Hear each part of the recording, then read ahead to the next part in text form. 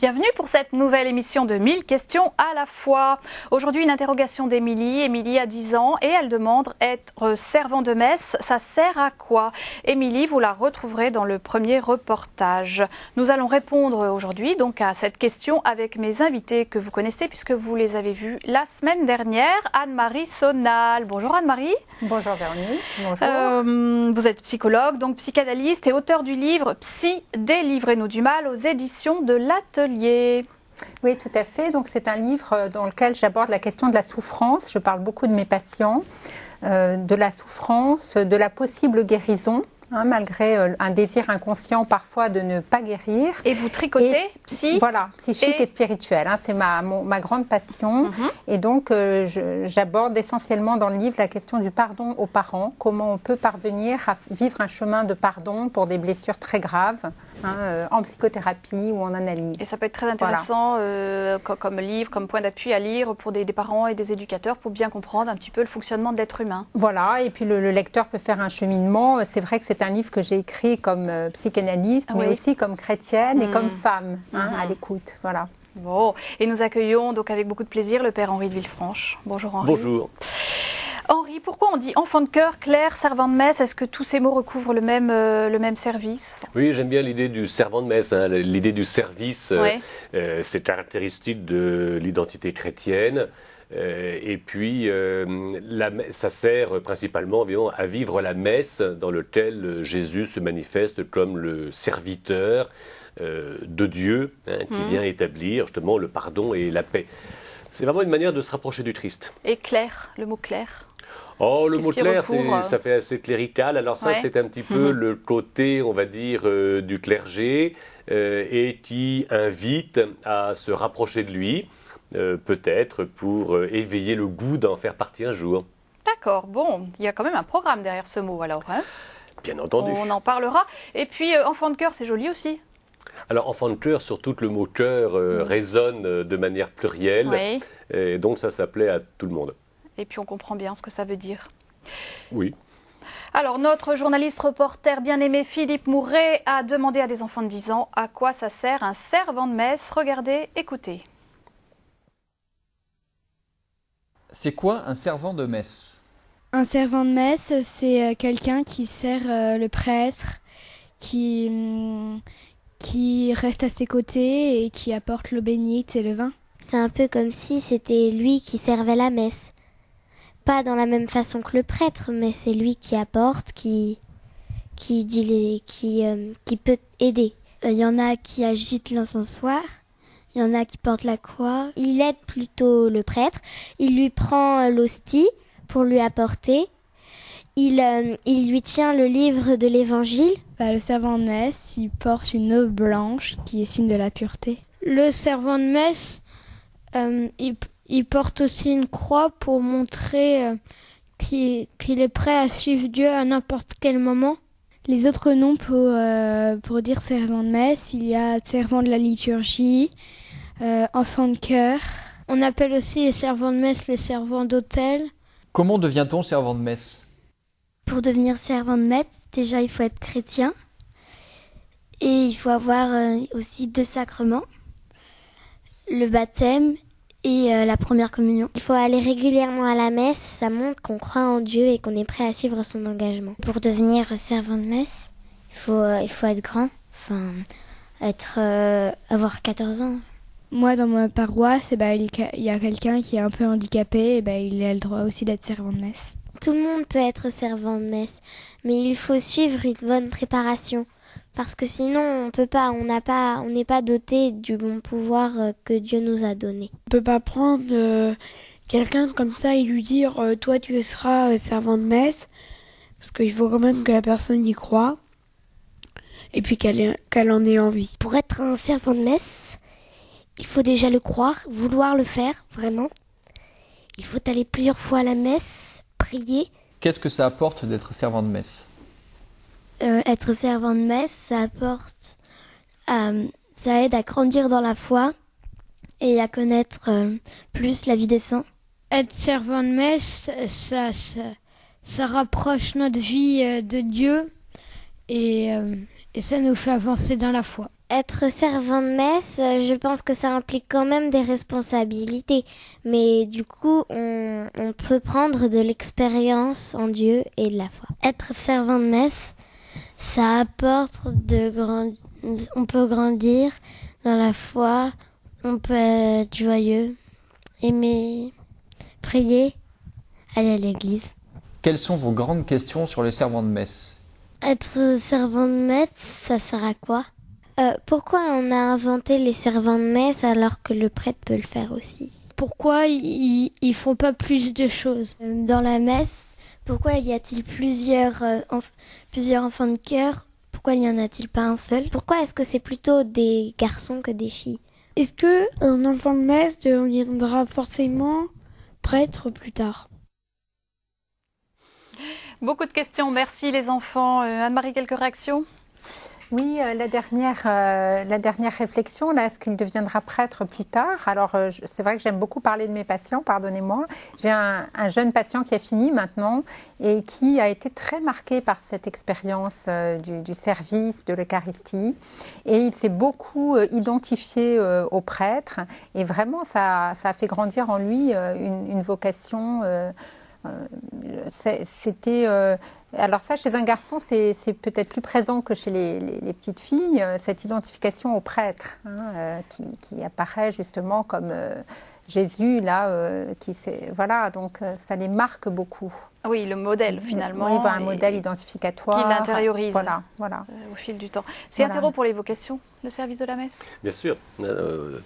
On est très intéressés, non pas pour forcer qui que ce soit, mais pour éveiller l'idée. Et c'est vrai que la proximité est quand même un facteur. Alors, un facteur d'éveil, éveil à plusieurs choses, mais l'idée qu'on va aider un enfant à s'éveiller, alors en faisant quelque chose, en gestuant, en étant présent, ça venait, y compris en agitant un encensoir, un enfant, il faut que ça bouge. Et si on peut ordonner justement ces mouvements, les participer à un ensemble, on n'a pas perdu son temps. On peut peut-être répondre à la question de Pénélope, là, Pénélope 10 ans. Pourquoi on a inventé les servants de messe alors qu'il y a le prêtre? Non, alors justement, ça c'est une fausse, enfin c'est une mauvaise, à mon avis, interprétation, parce qu'on a l'impression que le prêtre est le seul à célébrer la messe. Oui. Non. Alors, le prêtre préside l'Eucharistie, mais la messe est célébrée par l'ensemble des fidèles, par l'Église tout entière. Le Christ est présent en tous. Bon. Alors justement, le prêtre, s'il a une place singulière, ne prend pas toute la place. Et là, l'idée justement de l'association au prêtre qui représente justement le Christ, c'est ça qui est typique de la vocation chrétienne. Et donc, qu'il y ait des adjuvants à certains gestes du prêtre, ça permet de comprendre que tout le monde est impliqué dans l'acte de l'Eucharistie et chacun s'offre avec le Christ, chacun communie au Christ, chacun vit ce que Jésus nous communique de vivre. Ça, c'est fondamental. Donc l'idée de participation est fondamentale. Donc ceux qui assistent à la messe ne sont pas passifs, au contraire, on célèbre tous ensemble. Anne-Marie. Oui, voilà, on ne va pas à la messe, on participe justement, c'est tout autre chose, quoi. Ça va bien plus loin, mais je ne veux pas dire parler d'un autre domaine qui n'est pas le mien, mais ça va plus loin qu'assister à la messe, en fait. Qu'est-ce qu'il faut comme qualité pour servir la messe? Peut-être qu'on peut réagir à ce que les enfants ont suggéré. Oui, alors je trouve que déjà, c'est des qualités, c'est des choses qu'on peut leur demander à leur âge, de savoir rester assis tranquillement, intervenir au bon moment, être attentif, être une capacité aussi à rester silencieux pour justement et centré. Et moi, ce que je trouve très beau, c'est que là, l'enfant a l'occasion de vivre la liturgie avec son corps, en fait, de faire participer le corps.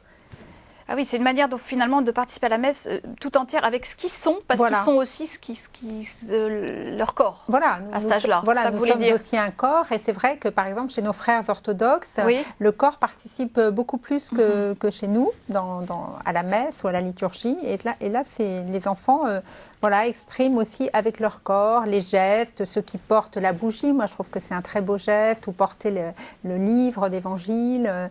Ils ont besoin de signes finalement. qui leur permet d'intérioriser ce qu'ils vivent.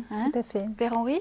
Ben oui, cette idée du silence, oui, c'est amusant parce qu'on dit à la fois ils apprennent à être silencieux et immobiles, et pour être silencieux et immobile, donc pour intérioriser ce qui se passe, il faut avoir des moments où on bouge. Alors c'est vrai que dans l'assistance, on ne va pas beaucoup bouger. Une petite procession à l'entrée, à l'offertoire, à la sortie, à la communion, quelque chose. Bon.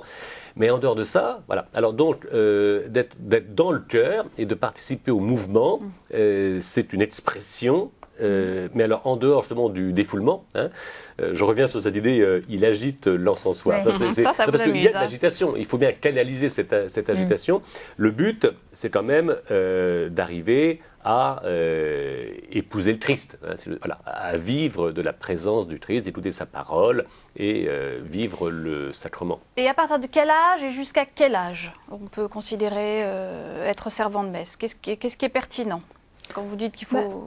Oui, moi je dirais, vous savez, ce qu'on nomme communément, dans le bon sens, l'âge de raison, finalement, c'est justement l'âge auquel l'enfant est capable de rester assez calme, comme à l'école. Comme 7 ans. Voilà, à peu près. Bon, c'est difficile de généraliser. Il y a des enfants très précoces aussi dans le domaine de la foi, comme des enfants... qui demandent la communion plus tôt ou qui demandent à être servant de messe plus tôt, voilà. Et puis alors, à l'adolescence, c'est un peu autrement. Je pense que certains peuvent se révolter, certains enfants de cœur peuvent peut-être à un moment ne plus souhaiter vivre ce service. Et qu'est-ce qu'il faut faire ? Il y a tout un réaménagement pendant la crise, en tout cas le processus d'adolescence. Il y a tout un réaménagement psychique, corporel. Je crois que ce qui est le plus dur pour certains, c'est d'être vu. Mais bien sûr, le regard de toute l'assemblée comme ça sur le prêtre et sur eux, pour certains qui sont un peu gênés par leur développement, voilà, ils ne supportent pas bien d'être vus, d'être regardés. Et là, c'est peut-être le moment d'être en retrait, le temps qu'il faut pour faire la mue. Pourquoi pas. Mais bon, certains, dans ma paroisse, il y a un adolescent qui n'a pas l'air ennuyé par le regard. Donc bon, après, c'est la diversité des En tout cas, c'est un point enfants. d'attention à avoir vis-à-vis de certains ados. Oui. Père Henri, est-ce qu'il faut avoir fait sa première communion pour être servant de messe ? Non, ça peut être une préparation. Oui. Ça peut être une préparation, mais en n'oubliant pas que la communion, il y a un avant, il y a un pendant, il y a un après. J'en profite pour dire justement que le servant d'autel, alors justement, après l'adolescence, on peut aussi le faire. Il y a ce qu'on appelle les grands clercs, donc qui sont des adultes, des jeunes adultes. Et puis, s'il n'y a personne et qu'un monsieur de 40 ans est disponible, il peut venir aider le prêtre. C'est pas non plus... Et là, on ne dit plus enfant de cœur, on dit grand clerc. On dit clerc, tout simplement. Oui, voilà. Quel est le sens du vêtement blanc ? Parce qu'un enfant disait la pureté que porte le servant de messe. On dit ça toujours. C'est d'abord la robe de baptême. C'est la robe de baptême, c'est l'aube du prêtre, c'est la robe de mariage. Je ne sais pas pourquoi les hommes ne se marient pas en aube, en blanc aussi, à raison de culture. Voilà, c'est vraiment l'idée. Alors, et en même temps, le baptême, c'est carrément le Christ. Vous voyez, c'est pas parce que l'idée, je mets une aube blanche si je suis pur. Non, je mets la robe blanche pour vivre la pureté du Christ. Voilà, c'est pas tout à fait la même chose. Et l'idée de revêtir le Christ, on voit bien que c'est pas simplement dans l'ordre de la pureté, c'est dans l'ordre de la charité, dans l'ordre de la justice, dans l'ordre de la foi, de l'espérance, etc. Vous voyez, c'est tout le Christ.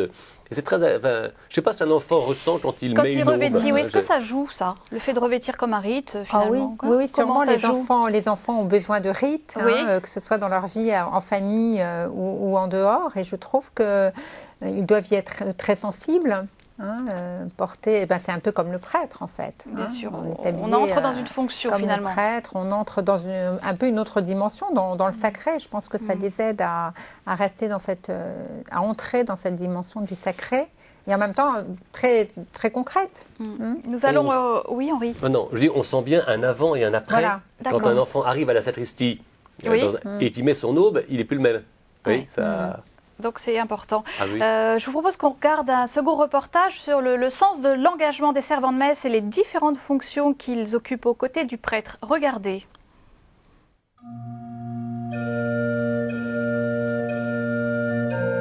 Servir la messe est un engagement profond au service de l'autel pour aider le prêtre et la communauté paroissiale à vivre la messe.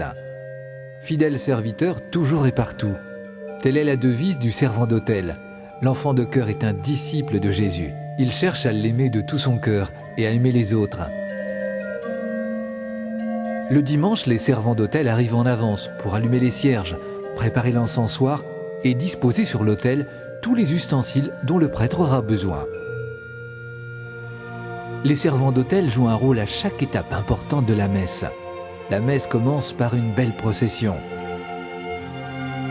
Quand le prêtre arrive à l'autel, tous saluent par une grande inclinaison car l'autel est un endroit sacré. Il est la table sur laquelle le prêtre célèbre la messe et le centre autour duquel les chrétiens se rassemblent. Chacun se rend ensuite à sa place. Comme tous ceux qui accomplissent une fonction liturgique, les servants d'autel portent une aube blanche, symbole de leur baptême. Ils portent également une croix nouée par un cordon. Elle est différente selon leur engagement et leur expérience. Les servants d'autel peuvent exercer différentes fonctions. Le cérémoniaire est un grand clerc qui coordonne et guide l'ensemble des servants. Le thuriféraire s'occupe de l'encensoir. Il est aidé par un porte-navette. La fumée de l'encens qui brûle symbolise notre prière qui monte vers Dieu. Pendant la lecture de l'Évangile, il tend au prêtre l'encensoir fumant, puis le reprend et le balance modérément pendant la lecture. Au moment de l'élévation de l'hostie, il encense le corps et le sang du Christ. Les acolytes accompagnent le célébrant pour porter la croix, le vin et l'eau à l'autel. Pendant la prière eucharistique, les acolytes entourent l'autel et présentent au célébrant les burettes, calices, ciboires et linge dont il a besoin. Quand la communion est terminée, les acolytes aident à ranger tout ce qui se trouve sur l'autel.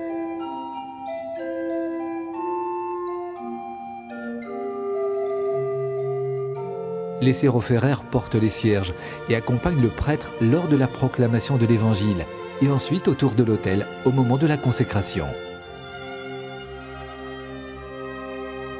Le porte-livre présente le missel au prêtre célébrant. Par son attitude active et priante, le servant de messe sert d'exemple à tous. Par la beauté et la dignité de ses gestes, il aide tous les participants à progresser dans leur vie de chrétien.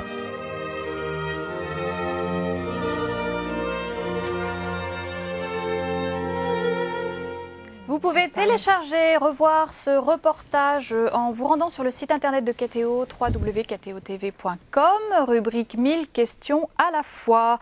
Père Henri, est-ce que le reportage qu'on vient de voir couvre-t-il toutes les fonctions qu'un servant de messe peut avoir? Oui, c'était varié, en même temps c'était très beau. Hein. Il y a tout un aspect de beauté, oui. Je dirais, qui quelquefois se transmet par les objets. Et qui rayonne sur le servant de messe. C'est vrai, et ça, je oui. trouve que les enfants, lorsqu'ils sont dans cette fonction, analogiquement, on va dire aux fidèles, à la messe, il y a une véritable beauté des gens. Avant, on s'endimanchait, peut-être un peu moins maintenant, mais le fait que les vêtements, la lumière, la musique, etc., tout coopère à rendre plus beau chacun des participants.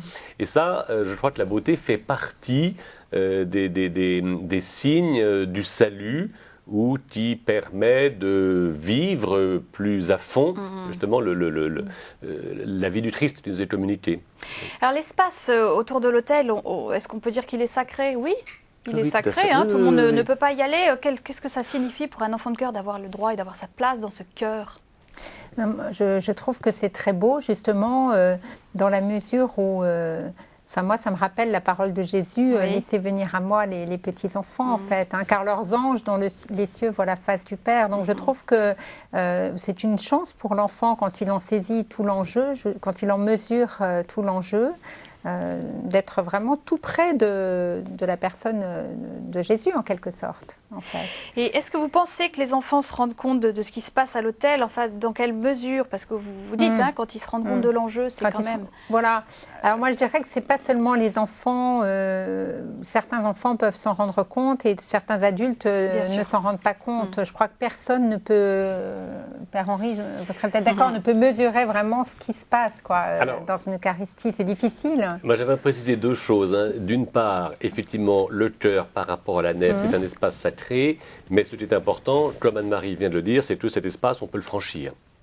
Oui. Donc, pour autant qu'il est sacré, c'est pas du sacré, c'est pas du séparé. Ouais. Oui. Et ça, c'est vraiment l'idée de l'incarnation ou du sacrement qui permet de bien distinguer le naturel du surnaturel, mais qui fait que le naturel est invité à s'ouvrir et se rendre disponible au surnaturel. Donc, il y a vraiment une compénétration.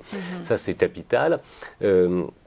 D'autre part, ensuite, sur la conscience, alors, il faut bien savoir que, surtout sur un enfant, j'ai des souvenirs lointains, mais même comme prêtre, ça arrive, quelquefois, la technicité de ce qu'il y a à faire prend absolument tout. C'est comme celui qui doit préparer les chants, et qui, quand il a fini un chant, cherche les partitions pour un autre chant. C'est une manière très spéciale de participer à la messe, parce que le côté technique, matériellement, pourrait nous éloigner de ce qui est dit, parce que je m'occupe de mon encens, faut que j'aille chauffer le charbon, faut que je me rappelle combien de fois il faut que je l'agite, pour reprendre le vocabulaire d'un enfant. Et ces distractions, entre guillemets, peuvent devenir finalement des moyens, au fur et à mesure, de s'approcher de ce qui est vraiment vécu dans une Eucharistie, mais qui est de l'ordre, à la fois, bien entendu, du disciple, mais qui est beaucoup plus intime et beaucoup plus personnel à ce moment-là. Oui. Alors, il y a une pédagogie de la progression dans le groupe, dans une équipe de servants de messe, quand on a la chance d'être plusieurs. C'est ça, il y a une remise de la croix, et puis il y a des croix différentes. Comment ça fonctionne? Alors, on pourrait dire, écoutez, il y a plusieurs possibilités. On va dire, au point de vue, il y a de la pédagogie. Oui. C'est un petit peu comme dans le scoutisme. Oui. Vous voyez, voilà, vous montez les. Alors, je crois etc., qu'au point de vue éducatif, là, c'est quelque chose de fondamental. Et on n'oublie pas justement que la célébration de la messe a aussi, je dirais, une valeur d'éducation. Et entre guillemets, tous les trucs de l'éducation sont au service à la fois des enfants et de la beauté et de la vérité de ce qui est célébré. Mais les enfants, je crois, aiment beaucoup mais ils ont besoin, je voir pense, la progression, sentir la progression, parce qu'ils aiment grandir. En même temps, il faut qu'ils s'en rendent compte. Je voudrais qu'on réponde à Pénélope, c'est quand même une question importante qu'il nous faut clarifier. Pénélope 10 ans, pourquoi est-ce que c'est plutôt des garçons que des filles? Oui, c'est un truc tout simple. Rien n'interdit, bien entendu, aux filles de venir servir à la messe. Tout en sachant que quand ils sont petits, souvent, la mixité n'est pas facile. C'est-à-dire que si c'est des filles, les garçons vont dire, puisque c'est des filles, nous, on ne vient pas. Il y a un âge assez long où c'est l'un ou l'autre. Deuxièmement, et on l'a dit, et c'est pas un péché, c'est vrai que d'être près de l'autel peut éveiller une vocation sacerdotale, et que dans l'ordre actuel, c'est les garçons qui sont appelés à devenir prêtres. Alors, il y a un côté, on va dire, un peu utilitaire, sans bourrer le mou de qui que ce soit. C'est vrai que nous sommes intéressés, étant heureux d'être prêtre, si des enfants ont cette vocation, je serais heureux aussi qu'ils vivent ce bonheur. Une fille le vivra de manière tout à fait différente. Mais on avait dit que c'était la robe baptismale qui caractérisait le servant de messe ou l'enfant de chœur, et à ce titre-là, il n'y a pas de discrimination. Oui, Anne-Marie, qu'est-ce que vous en pensez? Psychologie fille, psychologie garçon, est-ce que leurs aspirations et leurs besoins sont les mêmes?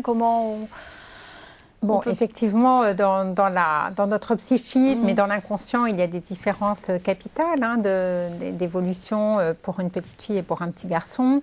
Mais quant au service de la messe, je ne vois pas pour ma part d'obstacles psychiques. C'est vrai que à cet âge-là, dans la deuxième enfance, ce qu'on appelle la période de latence, souvent les petits garçons aiment aller avec... quel âge, ça? C'est à partir de 6-7 ans, en fait, ce qu'on appelle au sortir des grands complexes psychiques de la petite enfance et avant la crise de l'adolescence. Oui.